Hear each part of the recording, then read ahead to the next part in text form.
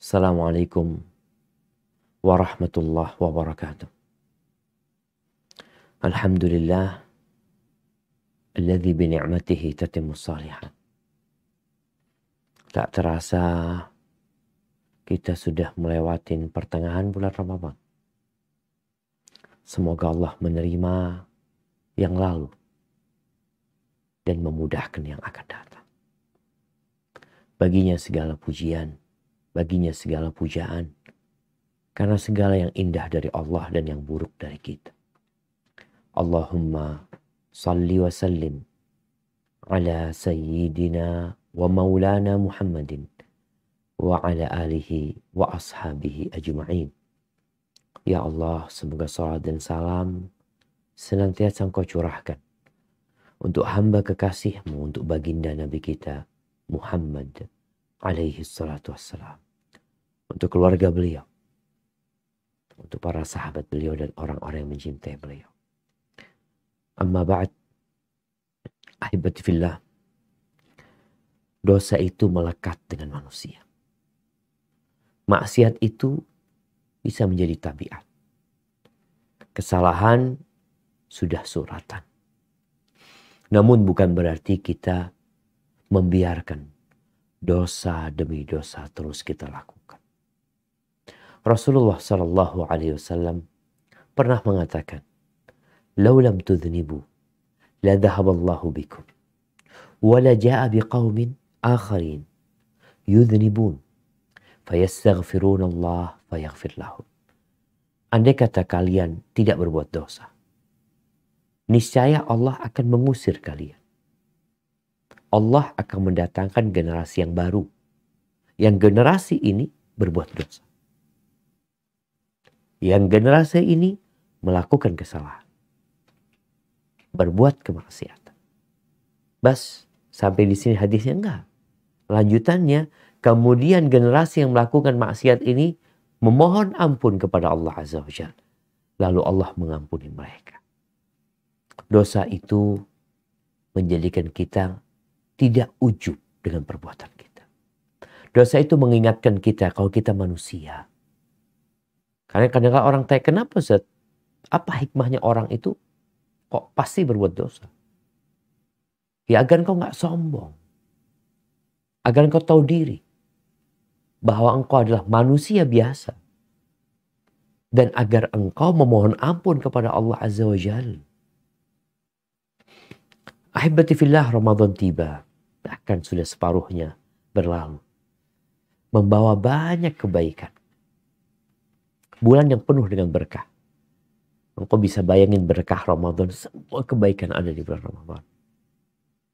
Baik itu untuk jiwa, untuk raga, untuk keluarga, untuk pribadi, untuk bangsa dan negara. Ada berkahnya di sana. Di antara berkahnya, Ramadan adalah musim ampunan dan penghapusan dosa. Dia hadir untuk menghapuskan dosa-dosa hamba. Syahrul Maghfirah, bulan ampunan. Yang dengannya dosa-dosa dilupakan. Yang dengan diampuninya manusia, dia diperkenankan untuk masuk surga. Siapa yang mendapatkan ampunan Allah, maka dia telah mendapatkan semua kebaikan. Ahibati fillah, sejatinya tidak ada yang masuk surga dengan amalannya. Tapi dengan ampunan dan rahmat Allah kita masuk surga. Kita ini bisa berbuat baik karena Allah. Bisa berpuasa, bisa baca Quran, bisa sholat malam. Allah yang memberikan taufik. Dan kalau kita lihat, tidaklah manusia dimasukkan ke neraka, melainkan karena dosa-dosa yang tidak diampuni. Allah Azza wa Jalla berfirman di surat Al-Qari'ah, ayat 6 sampai terakhir. Apa kata Allah Azza wa Jalla? Nah, silahkan dibaca.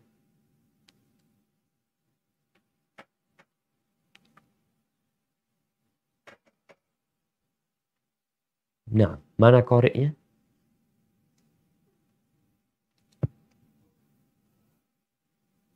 A'udzu billahi minasyaitonir rajim. Bismillahirrahmanirrahim.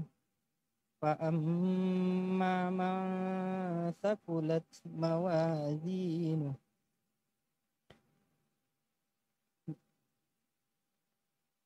fa huwa fi 'ishatir radiyah. Wa amma man khaffat mawazinuhu fa ummuhu hawiyah. Wa ma adraka ma hiya narun hamiyah. Artinya, maka adapun orang yang berat timbangan kebaikannya, maka dia berada dalam kehidupan yang memuaskan atau senang. Dan adapun orang yang ringan timbangan kebaikannya, maka tempat kembalinya adalah neraka hawiyah. Dan tahukah kamu apakah neraka hawiyah itu? Yaitu sangat panas. Barakallahu fikum. Tatkala dosa-dosamu lebih banyak daripada kebaikan, manusia mengatakan, aku berbuat ketaatan, baik, nanti akan ditimbang. Antara kebaikan-kebaikan yang kau kerjakan yang diterima. Karena boleh jadi engkau sholat gak diterima. Engkau puasa gak diterima. Engkau berangkat haji, berangkat umroh gak diterima. Malah ada di catatan keburukan. Ternyata hajimu dosa. Umrohmu dosa. Sodakohmu dosa. Karena syarat dan ketentuan tidak terpenuhi.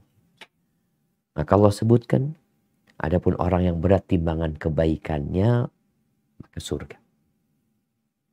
Tapi kalau ringan kebaikannya, lebih berat dosa-dosanya, keburukannya udah neraka.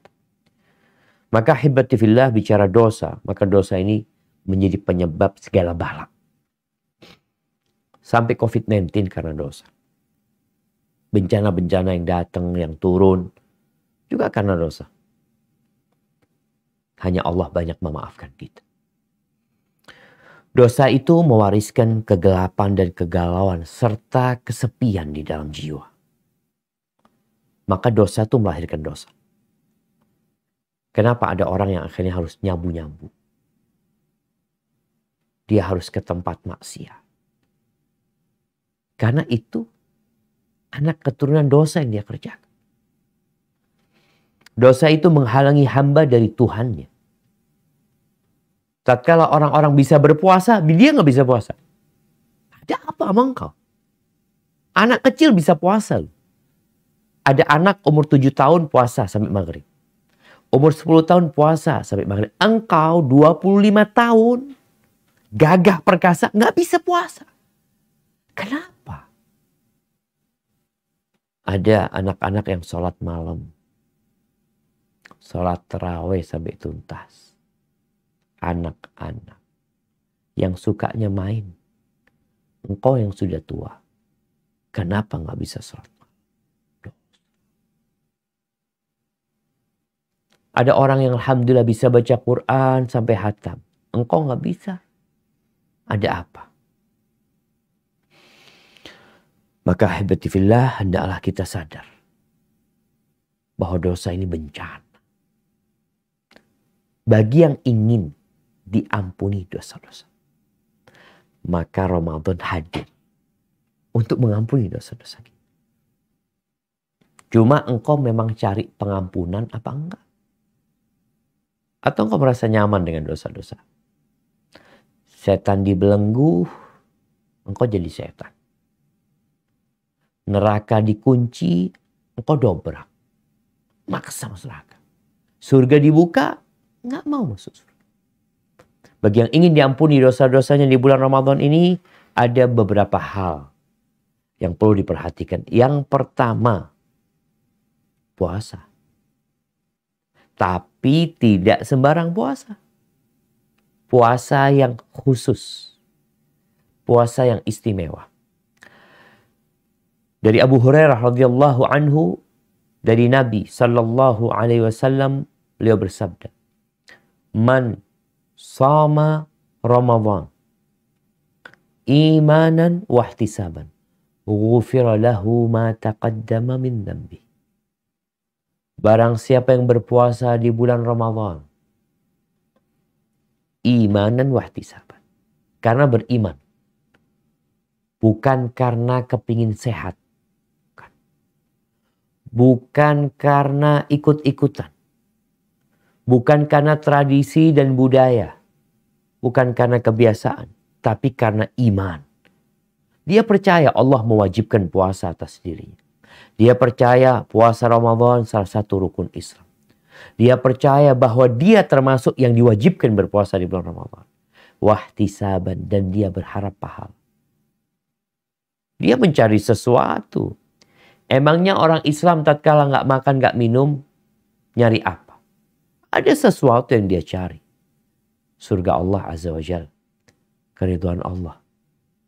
Maka orang yang berpuasa karena iman dan berharap pahala, apa yang akan dia dapatkan?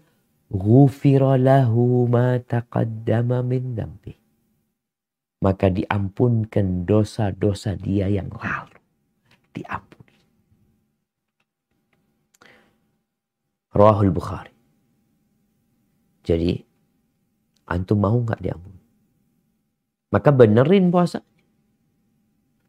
Kemudian di hadis yang diriwayatkan Imam Muslim, Rasulullah Shallallahu Alaihi Wasallam bersabda, "As-salawatul khams, wal jumu'atu ilal jumu'ati, wa Ramadan ila Ramadan, mukaffiratun ma bainahunna idza jtunibatil kabair." Salat yang 5 waktu, dari Jumat ke Jumat selanjutnya, dari Ramadan ke Ramadan yang sesudahnya, itu adalah penghapusan dosa. Penghapusan dosa. Dengan catatan dosa-dosa besar ditinggalin. Jadi dosa itu ada 2. Dosa kecil, dosa besar. Dosa besar ini perlu taubat. Dosa kecil akan dihapuskan dengan amal soleh. Ada penghapusan harian. Sholat yang 5 waktu. Gak sembarangan sholat. Ingat, ada orang sholat gak diterima. Kemudian Jumat ke Jumat. Ini tiap pekan. Jadi ada orang yang tiap hari dibersihkan. Ya, tapi kadang-kala namanya manusia. Ada sisa-sisa kotoran. Dari Jumat ke Jumat dibersihkan. Nanti ada pembersihan tahunan. Penghapusan dosa tahunan. Yaitu Ramadan ke Ramadan selanjutnya. Tapi syaratnya dosa-dosa besar dihindari. Jadi kawan-kawan yang memiliki dosa besar, dia perlu niat khusus bertobat. Bukan dengan Ramadan, ada yang penting puasa, selesai. Dihapuskan dosa-dosa. Iya, kalau itu kesalahan-kesalahan kecil. Kesalahan-kesalahan besar, engkau harus minta maaf sama Allah. Harus bertobat. Allah mengatakan, "Ya ayyuhalladzina amanu, tubu ilallahi taubatan nasuha." Wahai orang-orang yang beriman, bertobatlah kalian kepada Allah dengan taubatan nasuha. Ini untuk dosa-dosa besar. Jadi ingat, yang ingin puasa Ramadannya, menghapuskan dosa-dosanya, hendaklah dia tidak hanya menahan diri dari makan dan minum, tapi menahan diri dari dosa. Hendaklah pendengarannya ikut berpuasa, penglihatannya ikut berpuasa, lisannya ikut berpuasa. Karena kalau tidak, Ramadan nggak menghapuskan dosa. Rasulullah sallallahu alaihi wasallam bersabda, "Man lam yada' qaula az-zur wal jahl wal amala bihi, falaysa lillahi hajatun fi an yada'a ta'amahu wa syarabahu." Barang siapa yang tatkala berpuasa, dia tidak meninggalkan ucapan dusta, ucapan palsu, perbuatan kayak gitu, tindakan bodoh. Falaysa lillahi haja. Allah tuh nggak perlu dengan engkau meninggalkan makan dan minum. Kenapa? Makan minum itu halal, engkau tinggalin. Ditinggalin makan minum. Ini kalau orang logis ya. Engkau makan minum ditinggalin. Duit dicuri. Gimana engkau? Maka disinilah kadangkala puasa kita itu nggak bermakna dan tidak dapat menghapuskan dosa karena kita puasanya nggak benar.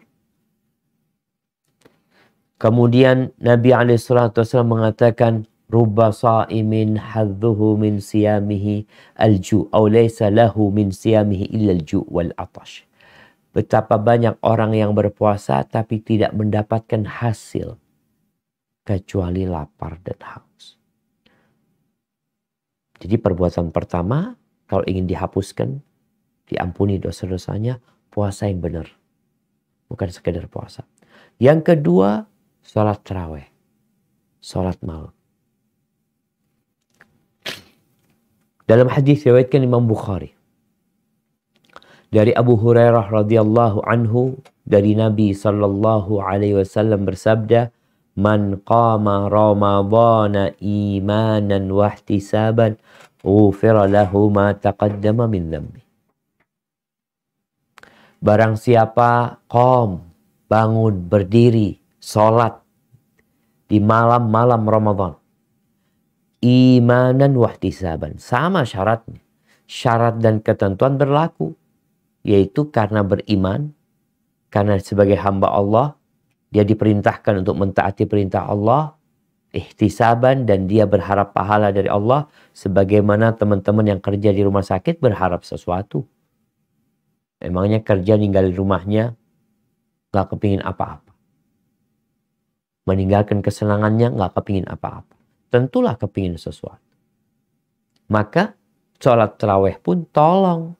Niatnya karena engkau beriman. Hamba Allah yang diperintahkan untuk menghidupkan malam-malam Ramadan.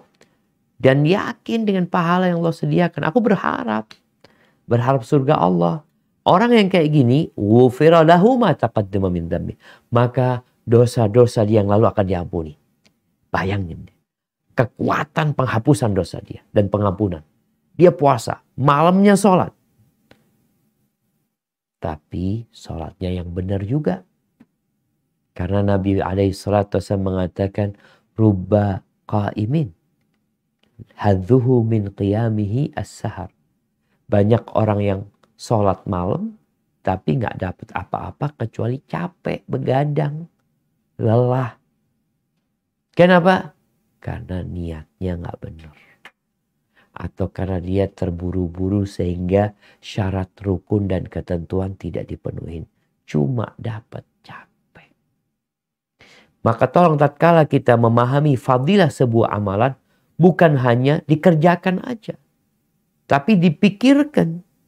Kira-kira diterima nggak nih sholat anak? Bicara sholat tarawih jamaah ya. Kita melihat kadang-kala setan itu datang. Ketika waktu berbuka, setan datang. Gimana setan datang? Kita yang dibelenggu. Nah, syahwat kita, pikiran-pikiran buruk, itu datang. Yang kita nggak bisa ngontrol diri kita. Waktu berbuka kita makan banyak. Apakah engkau pikir tatkala orang berbuka, makan segala macam yang ada di meja makan, dia semakin berenergi? Enggak, dia semakin lemes. Orang tuh kalau kekenyangan bukan tambah kuat. Tapi lemes. Kenapa? Karena perutnya capek, lambungnya harus ngolah makanan ini itu. Energi itu terpusatkan ke lambung akhirnya. Akhirnya engkau ngantuk. Apalagi kalau tempatnya nafas di lambung itu keisi makanan dan minuman. Itu oksigen naik ke otak jadi ya nggak lancar. Sehingga orang ngantuk. Akhirnya dia sudah bersendawa lalu dia menguap. Bagaimana sholat malamnya? Mau tidak mau cari masjid yang paling cepat. Katanya mau dihapuskan dosanya. Nggak samalah orang sholat yang berkualitas dengan orang sholatnya nggak berkualitas. Kalau bicara ada deterjen. Orang ini punya baju yang kotor. Ketika deterjennya itu yang murahan, maka kadang-kadang nodanya nggak hilang. Tapi kalau deterjennya yang bagus, bersih, tapi mahal. Begitu pula kalau bicara kita sholat tadi. Ada orang yang asal sholat, bahkan dengan sholatnya masuk neraka. Na'udzubillah min dzalik. Fawailul lil musalli. Sholat masuk neraka, na'udzubillah. Maka tolong kau fahami bahwa sholat tarawih atau sholat malam di malam-malam Ramadan ini berpotensi menghapuskan dosa-dosa kita, tapi syarat dan ketentuan berlaku. Jangan sampai akhirnya kita tidak memanfaatkan. Terkadang datang pikiran-pikiran yang menggembosi semangat untuk sholat tarawih. Aduh, sholat tarawih itu cuma sunnah. Gak usah jadi beban, antum gak sholat gak dosa. Betul jemaah. Kalau dikatakan gak sholat gak dosa. Emang kan gak sholat tarawih, puasanya gak sah? Enggak, puasanya tetap sah. Jadi pikiran-pikiran atau kawan kita yang jadi setan, yang ngembosin kita, yang dia terus menghembuskan urusan dunia. Urusan dagang, urusan ini, kerjaan, subhanallah. Apa nggak bisa engkau close, handphonenya ditutup, matiin, pulang kerja matiin. Ngapain? Ana mau fokus malam ini, apalagi masuk 10 hari terakhir. Jadi ada usaha dari hamba dan berhati-hati dari penggembos-penggembos. Jadi ada orang nih atau ada pikiran seperti paku yang disebarkan di jalan. Orang kalau lewat sana bocor ban. Maka tolong kita berhati-hati. Iya, memang sholat tarawih tidak wajib. Emangnya anak pegang HP wajib? Emangnya anak buka WhatsApp dapat pahala? Supaya kita dapat melawan pikiran tersebut. Dan memanfaatkan waktu yang tinggal 14 hari mungkin. Dalam sholat tarawih, sholat malam. Silakan kau mau sholat yang 11 rakaat, tafadhol. Enggak Ustaz, ana yang 23, tafadhol. Ana Ustaz enggak, ana yang 33, tafadhol. Ana yang 39, silahkan. Ana yang 47, tafadhol. Yang penting benar sholatnya. Jangan sampai hanya mengejar kuantitas untuk berbangga-banggaan sama kawannya. Engkau berapa jam sholatnya? Yang kita kejar adalah keridhaan Allah Azza wa Jalla. Baik, amalan yang ketiga yang akan menghapuskan dosa-dosa kita adalah sholat di malam Lailatul Qadar. Tanggal berapa Ustaz? Ya, dicari. Ana juga nyari. Nabi SAW nyuruh kita nyari di malam terakhir bulan Ramadan. Oh, malam-malam terakhir ya. Khususnya di malam-malam ganjilnya. Engkau tahu, jangan sampai di malam-malam terakhir engkau berada di mall. Engkau berada di pasar. Orang lagi cari Lailatul Qadar, malam yang lebih baik dari 1000 bulan. Orang sedang ingin dihapuskan dosa-dosanya. Engkau berada di tempat yang paling dibenci Allah. Tempat yang paling dicintain Allah itu adalah masjid. Di 10 hari terakhir Nabi full iktikaf. Oh kan gak wajib? Iya gak wajib. Tapi emangnya engkau ke pasar wajib? Apakah kalau engkau tutup tokomu, engkau dosa? Ya enggak Ustaz, asalkan Anda memberikan nafkah. Ya, kita bicara kemauan. Maka ingat, di 10 hari terakhir, usahakan sholat malam. Kualitasnya bedain. Kalau kemarin 10 awal, 10 pertengahan, ini pemanasan nih. Sholat tarawih setengah jam. Ini tambahin. Berapa? Jadi 2 jam. Rasulullah SAW kalau masuk 10 hari terakhir, beliau kencangkan tali sarungnya. Beliau hidupkan malamnya. Beliau bangunkan keluarganya. Beliau tinggalkan istri-istri. Ditinggalin bininya. Selamat tinggal. Ngapain nih? Fokuslah ibadah. Apa nggak bisa? Setahun sekali anak kayak gini. Orang bisa berangkat dia, kadang-kala berangkat ke gunung, bertenda di sana, berkemah di sana, berapa hari, ninggalin dunianya. Apa kau nggak bisa berangkat ke masjid ya, etika? Nggak bisa full? Ya, malamnya paling tidak kau etika. Kata Nabi SAW dalam hadis riwayat Bukhari, "Man qama lailatal qadri imanan wa ihtisaban, ghufira lahu ma taqaddama min dhanbi." Barang siapa yang sholat di malam hari Lailatul Qadar karena iman dan karena berharap pahala, dosa-dosa dia yang lalu diampuni. Maka ahibati fillah, saatnya kita berpikir, kita udah ambil bagian nggak dari pengampunan dosa? Karena ada orang yang selesai Ramadan, dosanya nggak ada yang diampuni. Rasulullah SAW pernah mengaminkan doanya Jibril. Apa doanya Jibril? Jibril mengatakan, "Ya Muhammad, wahai Muhammad, alaika salatu wassalam ya Rasulullah.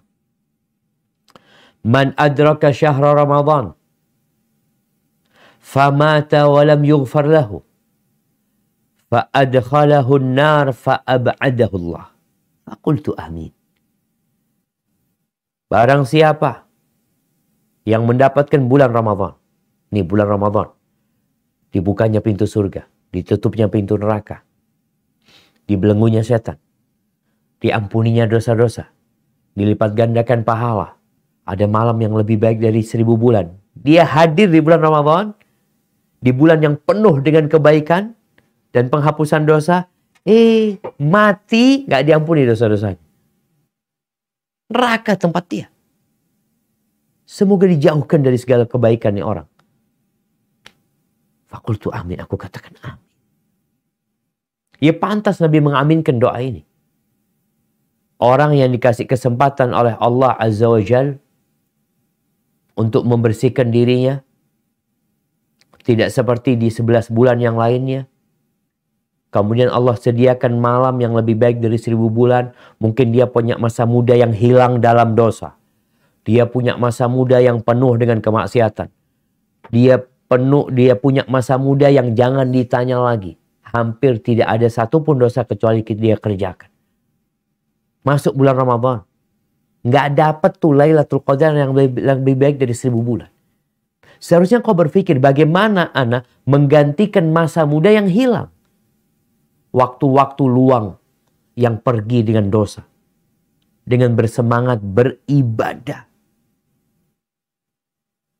Di 10 hari terakhir untuk mendapatkan pengampunan dan malam yang lebih baik dari 1000 bulan. Ahibati fillah, Allah tuh tidak memberikan ampunan kepada hambanya kecuali buat orang yang pantas mendapatkan. Allah mengatakan, wallahu yuridu an yatuba alaikum. Allah tuh ingin memberi tobat kepada kalian. Allah ingin. Allah ingin kebaikan buat hambanya. Allah mengajak manusia ke Darussalam, ke negeri yang penuh dengan keselamatan. Maka, apakah engkau orang yang pantas untuk diampuni dosa? Atau tidak? Jangan meremehkan dosa. Seorang wanita, gara-gara seekor kucing, masuk neraka. Kucing. Bukan membalimin manusia. Ada kucing yang dia kurung, mungkin kucingnya nakal, dia kurung, dihukum sama dia, nggak dikasih makan, nggak dilepas juga sama dia, sampai mati. Itu dosa kepada kucing. Gimana kalau kita melakukan kezaliman kepada manusia? Maka tolong, bagi yang punya dosa besar, bertobat kepada Allah. Menyesali, meninggalkan, bertekad untuk tidak mengulangi.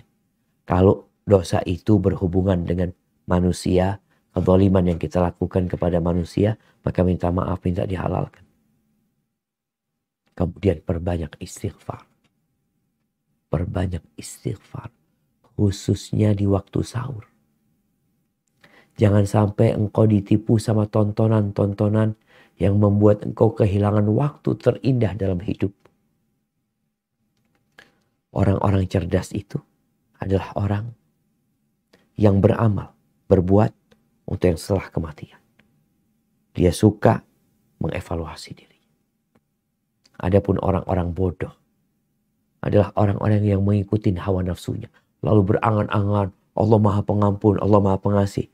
Nah, tapi kau harus melakukan sesuatu agar diterima taubat.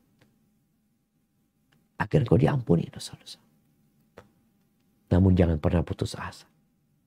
Allah itu mengampuni semua dosa. Ada kesempatan di sisa Ramadan ini untuk lebih baik kita jemaah.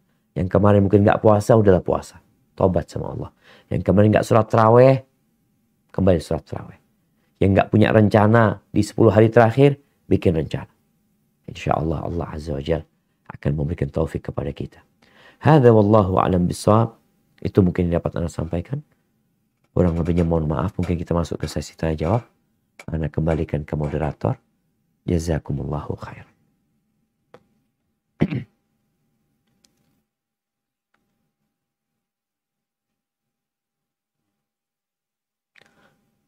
Masih di mute kayaknya.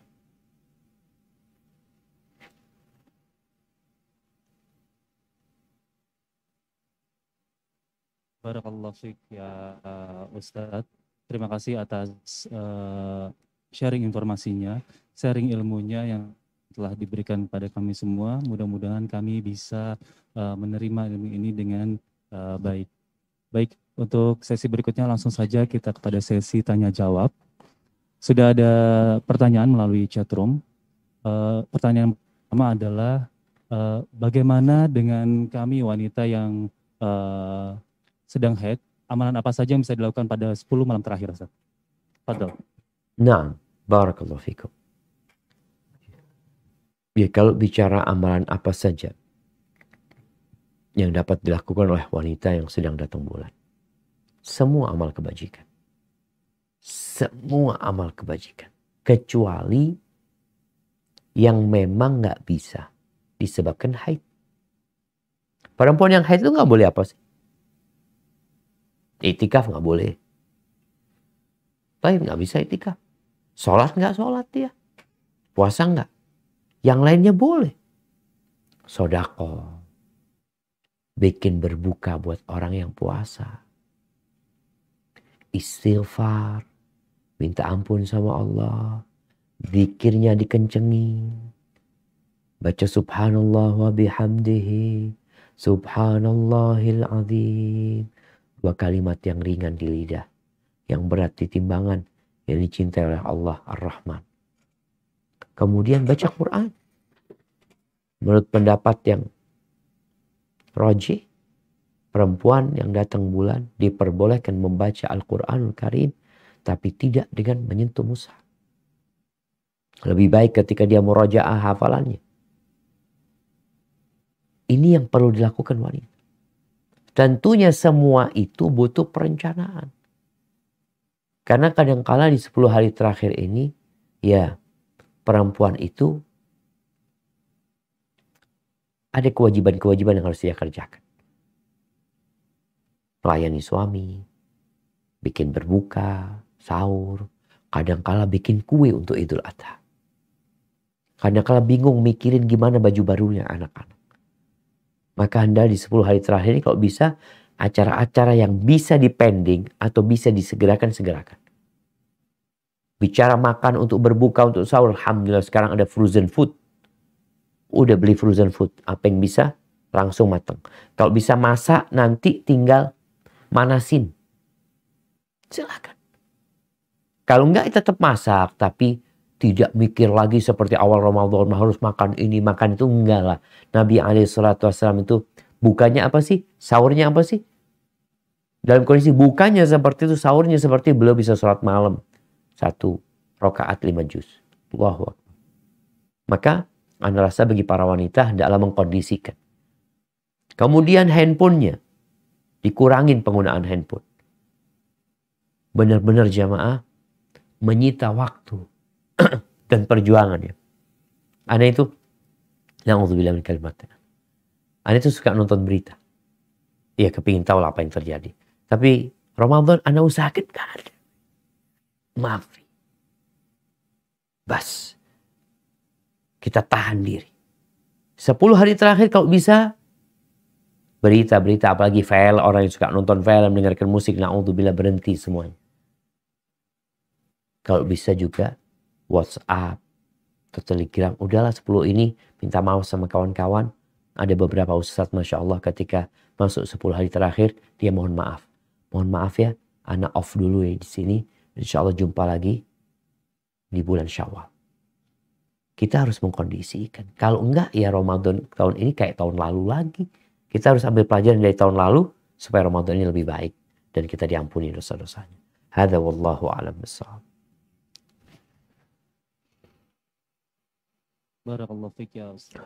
Baik, langsung saja kita ke pertanyaan kedua, yaitu bagaimana dengan adab dan hukumnya bagi wanita yang beriktikaf di masjid? Fadhal Ustaz. Gimana? Bagaimana adab dan hukumnya iktikaf di masjid bagi para wanita? Masya Allah, barakallahu fiik.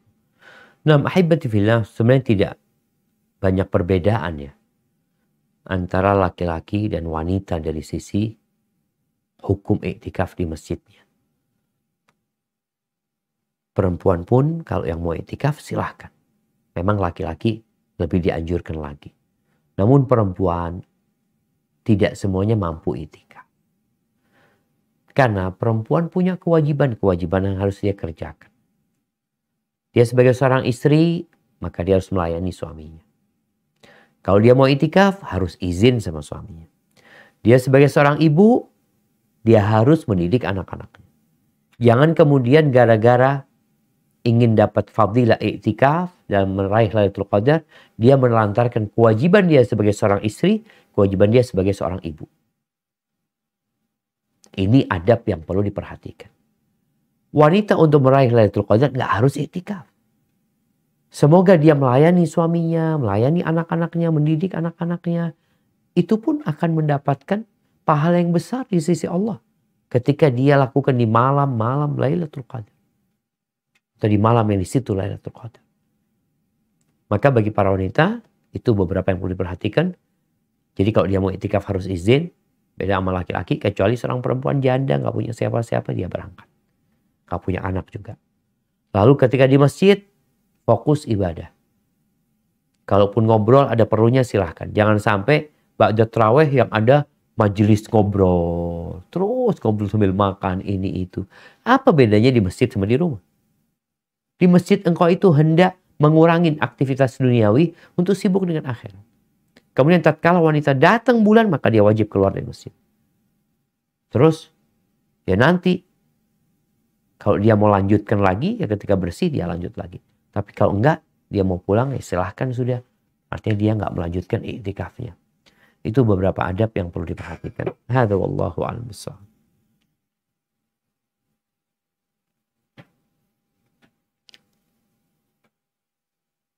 Barakallahu fikum ya Ustaz.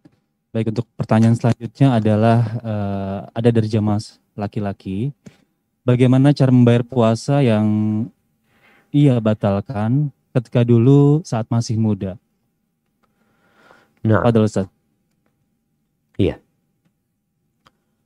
Orang yang meninggalkan puasa itu ada dua. Yang pertama karena uzur. Yang kedua tanpa uzur. Orang yang meninggalkan puasa karena uzur maka jelas hukumnya. Dia ganti di hari-hari yang lain. Dan gak perlu dia bertobat. Kenapa? Karena dia meninggalkan disebabkan uzur. Adapun orang yang meninggalkan puasa tanpa uzur yang syar'i, maka dia telah melakukan dosa besar. Diancam. Diazab oleh Allah Azza wa Jalla. Karena rukun Islam ditinggalin sama dia. Apa yang harus dia lakukan? Yang pertama dia harus bertobat.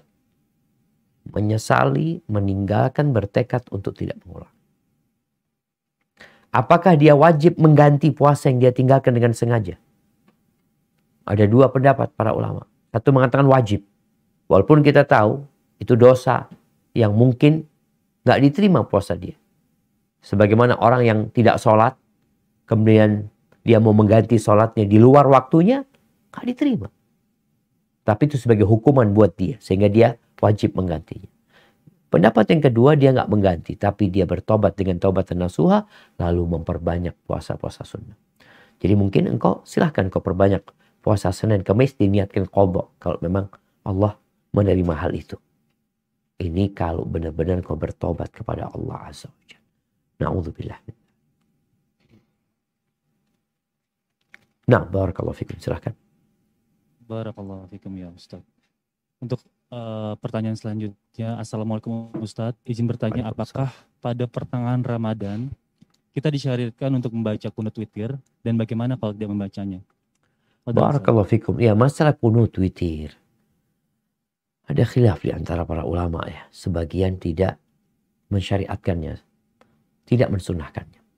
Tapi sebagian madhab seperti madhab Hambali mensunnahkan. Bahkan bukan cuma di pertengahan, dari awal pun dianjurkan baca kunut. Silahkan yang mau baca kunut silahkan, yang tidak baca kunut silahkan. Bagaimana membacanya? Yang membacanya seperti biasa, selesai dari ruku. Jadi sami Allahu liman hamidah, kemudian dia membaca. Apa yang dibaca? Allahumma hdina fiman hadait, wa afina fiman afait, wa tawallana fiman tawallait, wa barik lana fima a'tait, wa qina syarra ma qadait. Sampai akhir doa kunut itu. Boleh ditambahin? Boleh ditambahin. Mau baca doa yang lainnya silahkan. Tapi hendaklah ya kita memperhatikan makmum, jangan kemudian terlalu panjang yang menyebabkan kelelahan makmumnya. Hadza wallahu a'lam bissawab. Itu kalau jadi imam, kalau jadi makmum ya baca sendiri, dia enggak ada masalah. Barakallahu fikum. Jazakallah khair Ustaz. Baik, untuk pertanyaan selanjutnya, jika kita telat datang ke masjid dan telat untuk salat tarawih, bagaimanakah kita cara melengkapinya Ustaz? Barakallahu fiik. Ahibati fillah. Yang pertama bicara salat tarawih dan salat malam. Jumlahnya tak terbatas.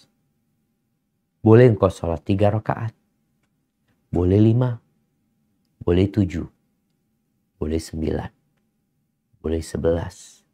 Terus yang penting ada ganjilnya, karena sholat malam itu ditutup dengan witir. Jadi kalau dikatakan sholatnya kurang, ya nggak dikatakan kurang. Kecuali kau punya target. Ana sholatnya mau 11 Ustaz. Tapi Ana cuma dapat 5 umpamanya. Nah, bagaimana sekarang? Dia datang ke masjid itu sholatnya 11 rakaat. Tapi karena dia di rumah sakit, harus ngurusin pasien, macam-macam, dia masuk masjid, sudah di rakaat ke-7. 7, 8, 9, 10, 11. Cuma dapat 5 dia. Sedangkan dia mau 11. Ketika imamnya sholat witir, satu itu, imamnya assalamualaikum, engkau berdiri. Melanjutkan. Nambah 1 lagi. Jadi sholatnya genap. Dapat berapa jam? Dapat 6 berarti. Tinggal kemudian engkau 2 lagi, terus 1. Atau 2, terus 3. Gini kalau 11. Tapi kalau engkau mau sholatnya 23. Ya udah. Dan nambah sholatnya ini bisa jadi orang di masjid. Dia ikut imam di masjid. Sholat tarawih. Lalu dia malam mau sholat lagi. Silahkan dia tambahin. Tapi ingat nggak boleh witir 2 kali dalam semalam. Witir cukup sekali. Kalau di awal engkau sudah witir sama imam. Nanti di akhir engkau nggak perlu witir lagi. Seperti itu. Hadza wallahu a'lam bissawab. Barakallahu fiik. Ustaz, untuk pertanyaan selanjutnya, masih seputar itikaf. Bagaimana itikaf di masjid di saat kondisi yang pandemik saat ini yang masih belum selesai Ustaz? Fadhal. Barakallahu fikum. Jemaah, alhamdulillah pandemi memang belum selesai, tapi sudah mulai terkendali. Semoga Allah Jalla Jalaluh mengangkat pandemi ini. Bagaimana i'tikaf di masa pandemi? Ya tentunya melihat daerah dan kondisinya. Alhamdulillah pemerintah sendiri telah memberikan keluasan. Diperbolehkan i'tikaf. Diperbolehkan tarawih. Tapi dengan catatan ya menjaga protokol kesehatan. Jadi kalau memang antum mau i'tikaf di masjid, lihat masjidnya. Kadang-kala kita perlu cari masjid yang sepi aja. Kenapa? Oh, kalau ramai saya takut. Ya, nggak ada masalah. Di beberapa masjid diberlakukan. Kayak kita di kampus kita akan buka i'tikaf. Tapi harus tes. Tes ya ginos atau antigen. Pokoknya setelah dia terbukti ya negatif boleh. Kemudian orang i'tikaf ini kan memang nggak kemana-mana. Seperti anak dalam pesantren, udah di situ dia fokus di sana. Jadi di masa pandemi ini pun diperbolehkan i'tikaf. Namun usahakan kita menjaga protokol kesehatan. Dan kalau memang masjid yang kita tempatin mungkin terlalu ramai, tidak menjaga protokol kesehatan. Atau toiletnya juga masalah. Tempat wudhunya juga terlalu sempit. Yang ditakutkan terjadi berdesak-desakan nantinya. Engkau bisa pilih masjid yang lainnya. Hadza wallahu a'lam bissawab. Barakallahu fiik Ustaz. Masih ada pertanyaan di chatroom. Bagaimana kiat-kiat untuk mendapatkan Lailatul Qadar di bulan Ramadan ini Ustaz? Fadhal. Nah, barakallahu fiikum. Ya, ahibati fillah. Berkaitan dengan bagaimana meraih Lailatul Qadar. Maka semua bermula dari niat.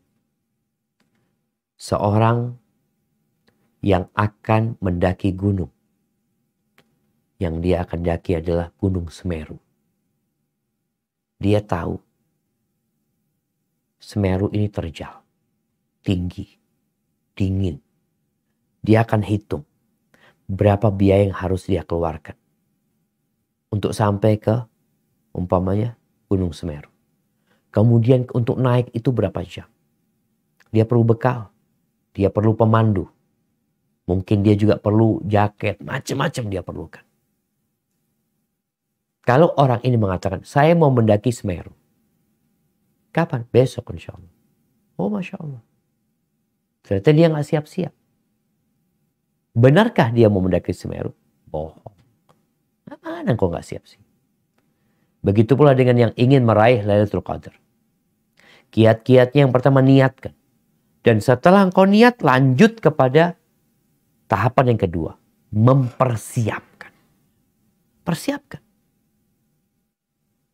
Engkau mau ngapain aja. Persiapannya bisa jadi dengan belajar. Apa yang perlu dilakukan? Oh ini, alhamdulillah aku udah tahu. Setelah itu engkau bikin program. Kalau engkau mau i'tikaf alhamdulillah silahkan. Tapi kalau engkau nggak i'tikaf berarti engkau harus ekstra lagi menjaga. Karena di luar masjid ya banyak godaan lah. Ada orang yang tetap harus bekerja. Ustaz, ana nggak bisa i'tikaf. Karena ana harus tetap bekerja untuk memberikan nafkah kepada keluarga. Bagaimana di 10 malam terakhir ibadahmu itu berbeda. Ditambahin volumenya. Para salafus saleh yang di awal Ramadan menghatamkan tiap 3 malam. Masuk 10 hari terakhir tiap malam mereka hatam. Artinya memang dia mempersiapkan diri. Ada rencana dari dia. Kemudian setelah itu di malam harinya. Usahakan kita ini mencari di malam 21, 23. Kalau kita capek, lemes, jangan sampai di 23. Dan yang tersisa itu kita nggak mampu. Sehingga tatkala engkau capek, malas, doa. Ini persiapan. Apa doanya? Allahumma inni a'udzubika minal hammi wal hazan. Wa a'udzubika minal ajzi wal kasal. Ya Allah, aku berlindung kepadamu dari kelemahan dan kemalasan. Berlindung dari ketidakmampuan dan dari ketidakmauan. Karena kita kadang-kala mampu tapi nggak mau. Kadang-kala mau tapi nggak mampu. Makanya kita perlu minta sama Allah Azza wa Jalla. Setelah engkau mempersiapkan diri benar-benar untuk meraih Lailatul Qadar, udah dipersiapin semuanya, maka doanya dikencengin. Kemudian hidupkan malam. Rumah, kalau yang memang nggak mau iktikaf di masjid karena kondisi, ya udah rumahnya itu dikondisikan. Cari ruangan umpamanya, ngomong sama istrinya sama anak-anak, nih kita sholat tarawih di sini nih. Tempat ini. Terus nggak ada yang tidur di kamar udah. Kunci kamarnya. Ngapain? Udah di sini ngaji. Soalnya kalau di kamar bablas nanti tidurnya keenakan. Dikondisikan. Kemudian di malam-malam ganjil itu lebih ditambah lagi. Baca doa Allahumma innaka afun tuhibbul afwa fa'fu anni. Allahumma innaka afun tuhibbul afwa fa'fu anni. Dan terus minta aja doa. Insya Allah kalau engkau sungguh-sungguh, berdoanya juga sungguh-sungguh, engkau insya Allah dapat Lailatul Qadar. Jangan tinggalkan kebaikan apapun di malam 10 hari terakhir. Yang punya dosa sama saudaranya, yang memutuskan silaturahim, yang tidak bertegur sapa, hendaklah engkau memaafkan saudaramu atau minta maaf sama saudara. Kenapa engkau di malam Lailatul Qadar engkau minta apa? Allahumma innaka afuun, ya Allah engkau maha pemaaf, engkau cita dengan maaf, maafkan aku. Engkau nggak mau maafkan saudaramu. Terus engkau minta maaf dari Allah Azza wa Jalla. Maka adalah kita bercermin. Kemudian berbakti sama orang tuanya. Tadi yang kita bicarakan sodako, anak dapat kiriman duit untuk berbuka. Dia ngomong, Ustadz ini untuk 10 hari terakhir. Nih orang kalau mau cari Lailatul Qadar memang dia persiapkan. Ini fulus kirim sudah. Ini buat buka bersama tapi 10 hari terakhir. Kirim lagi fulus, ini buat yang sahur iktikaf di masjid. Itu orang benar-benar sedang mencari Lailatul Qadar. Kemudian kalau bicara sholat malam, mungkin tarawih di masjid, lanjut lagi tahajud ya di rumahnya. Lalu dia nggak punya hafalan Quran yang banyak, boleh membaca Quran dalam sholatnya bagi yang nggak hafal Quran. Baca. Atau engkau letakkan di depanmu, engkau membaca. Sehingga engkau benar-benar sholat itu tidak seperti biasa. Membangunkan keluarganya, fokus ibadah. Ketika subuh, sholat subuh. Habis subuh jangan tidur. Zikir lagi.